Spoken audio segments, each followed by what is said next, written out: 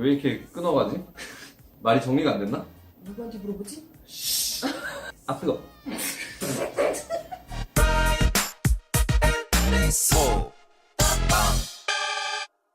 안녕하세요, 카페 유튜버 라이언입니다. 그리고 앨리스예요. 화면을 봐, 화면을. 너무 신경 쓰여. 녹음 불 켜고 끄는 거 너무 신경 쓰여.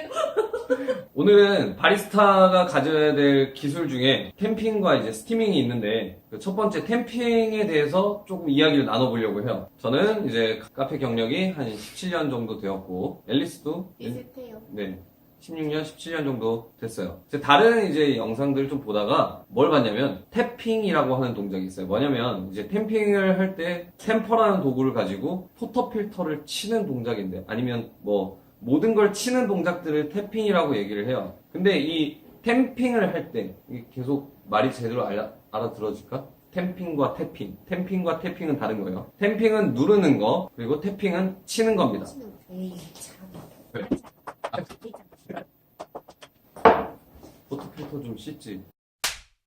자, 캠핑은 이거, 태핑은 요거. 네, 요거요. 템핑을 할 때 과연 이 태핑이라는 동작이 꼭 필요한가에 대해서 오늘은 잠깐 이야기를 나눠보도록 하겠습니다. 앨리스는 태핑에 대해서 어떻게 생각해? 예전에 학원에서 처음 교육 시작했을 때는 교과서 같은 룰이 있어서 이게 이제 커피 처음 시작하시는 분들한테는 보통 템핑도 이제 누르는 동작을 2번 들어가는 투템핑이라 그래서 처음에는 그냥 균형만 맞추고 두 번째에 꽉 눌러주거든요. 그러면 꽉 눌러주기 전에 이제 태핑을 살짝 균형만 맞췄을 때 태핑을 톡톡 치라 그래요.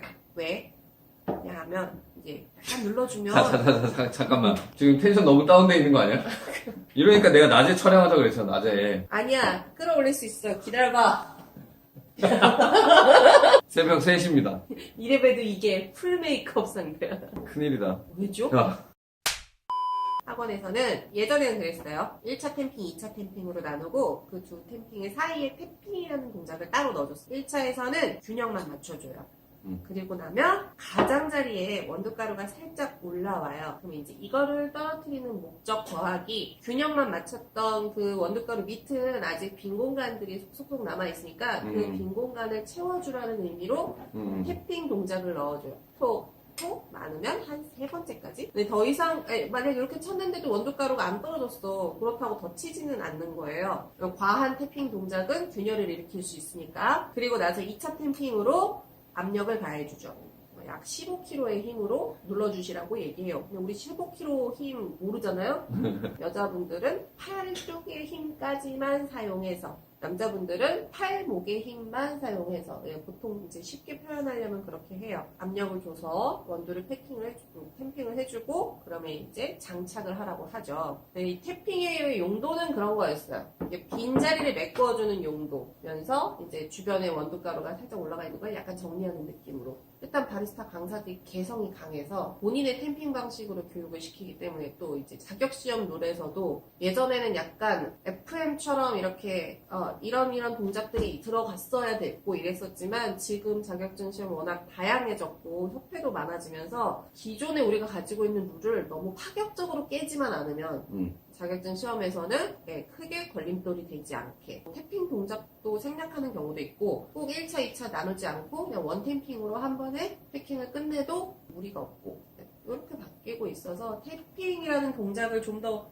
이제 빼는 추세죠. 많이 없어졌을 거예요. 저도 이 태핑이라는 동작에 대해서 굉장히 회의적입니다. 앨리스도 그러지 않았어요? 처음에 이 태핑을 왜 하라고 배웠는지. 앞에 얘기한 부분대로 하는데 솔직히 굳이 없어도 되는 동작이거든요. 옆에 달라붙어 있는 가루들 이거를 뭐 다 더 담아준다? 그러면 한번 패킹이 됐는데 떨어진 부분들에 대해서만 다시 한 번 더 압력이 생긴다는 거잖아. 거기만 밀도가 달라지는 거예요. 저도 예전에는 태핑이라는 동작을 했었어요. 언제까지 했었냐면 커피를 시작한 지 한 7년 될 때까지도 이 태핑이라는 동작을 썼던 것 같아요. 처음에 누르고 태핑, 그리고 다시 한번 꾹 누르고. 어떤 바리스타들은 정말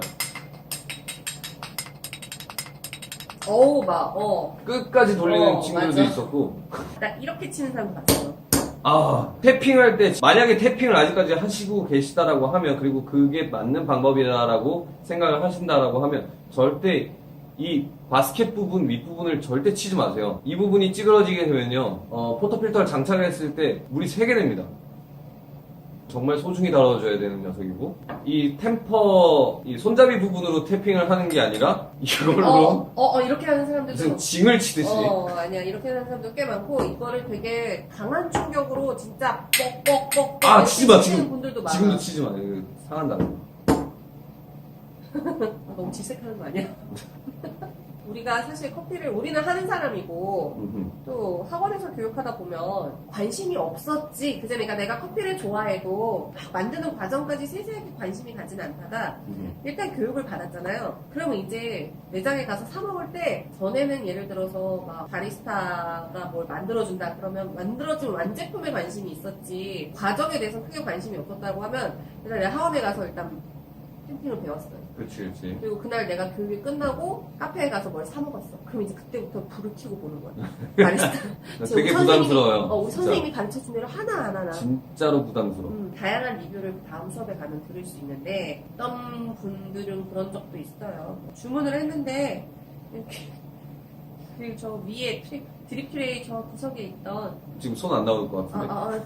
드립 트레이 저 구석에 있던 샷글라스에 감아져 있던 에스프레소를 가져와서 메뉴를 만들어주더라. 뽑아놓은 에스프레소를 사용하는 매장들. 뭐 그런 분들도 있고 그게 아니더라도 선생님 제가 어제 가서 먹었던 매장의 바리스타는 템핑도 한 번밖에 안 하던데요. 템핑 뭐 이런 것도 안 하는데 그럼 그 바리스타 잘못하고 있는 거 아니에요? 이렇게 물어보시는 분들 되게 많아요. 선생님한테 배운 게 정석이라고 생각하시는 분들 되게 많은데 저뿐만 아니라 많이들 착각하시는 게 누가 누구한테 배웠던 간에 커피는 길이 한 가지가 아니에요. 모든 직종들이 다 똑같겠지만 누구한테 배웠다고 해서 그게 다 정답도 아니고 또 그게 또 틀린 답도 아니고 그 얘기를 진짜 아마 내가 모든 바리스타 강사를 만난 건 아니지만 많은 커피장들은 대부분의 바리스타 그렇게 강사들이 워낙에 그거 같은 거예요. 한식이라고 따지면 칼을 이렇게 잡고 칼을 써느냐 칼을 이렇게 잡고 칼을 쓰느냐 쓰는 방법에 따라서 다른 거죠. 이거 칼질 잘 모르시는구나. 칼질 같은 경우에 이렇게 누르게 되면 그게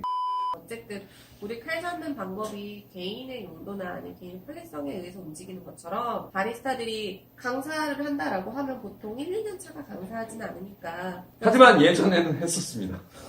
막 바리스타 학원 장사는 되게 잘 되는데 강사가 너무 구해지지 않아. 그럴 때 탭핑을 하는 분들한테 제가 한 가지 말씀을 드리자면 어쨌든 우리는 커피가 잘 다져져 있기를 원하잖아요. 충격을 주게 되면 안에 크랙은 생기게 되고 그 크랙이 생긴 데다 우리가 다시 압력을 가해서 붙인다고 했을 때 이게 한번 쪼개졌었는데 그걸 다시 억지로 붙였어요. 우리 머신에서 주는 구기압이라는 압력, 더 이상 되는 압력으로 추출을 했을 때 한번 깨졌던 길이 다시 안 깨질까요? 이 부분을 한번 생각해 볼 필요가 있어요. 그것 때문에 이제 채널링 현상이 이제 발생이 되고 커피를 다 머금지 못한 상태로 추출이 되는 겁니다. 채널링은 뭔가요? 채널링은 이제 안에서 크랙이 생겼거나 아니면 잘 다져지지 않아서 어쨌든 커피가 부셔진 상태를 얘기를 해요. 그 사이를 통해서 그냥 물길만 지나가는 거. 그걸 이제 채널링 현상이라고 얘기를 하죠. 하품 그만해. 졸림을 좀 거두시죠. 무슨 소리야? 하나도 안 들려요. 하나도 안 졸리게 지금 영상 다시 한번 확인해보니까 눈 풀리고 난리 났구만. 사실 탭핑 자체가 좋다 나쁘다라기보다는 맞아요. 하지만 그들의 의견은 굉장히 부정적이었어요. 네. 기조에 깔려있는 게 왜냐면 제가 7년 동안 사용하다가 버린 방법이기 때문에 버렸을 때는 그만한 이유가 좀 있었던 거예요. 어쨌든 결과물로만 보면 우리가 투템핑으로 썼을 때보다 원템핑으로 바꿨을 때가 결과적으로 추출물은 훨씬 더 안정적이고 늘 꾸준한 상태를 유지할 수 있어서 저희는 그런 이유로 바꿨어요. 그러니까 저 같은 경우도 일단은 학원생들한테 교육하는 게 제 몸에 배어있기 때문에 그래서 투템핑을 되게 오래 썼는데 라이언 같은 경우는 7년 쓰고 버렸다고 하지만 저는 거의 버린 지 몇 년 안 되거든요. 그래도 라이언의 적극적인 권유로 많이 번유했는데 저는 이제 또 학원생들하고 이제 교육하는 게 습관이 돼서 사실 잘 안 버려졌어요. 그런데 일단 바꾸고 나서 제일 좋았던 건 동작이 간단해졌다라는 거. 그런데 퀄리티는 훨씬 좋아졌어. 그럼 안 버리겠어.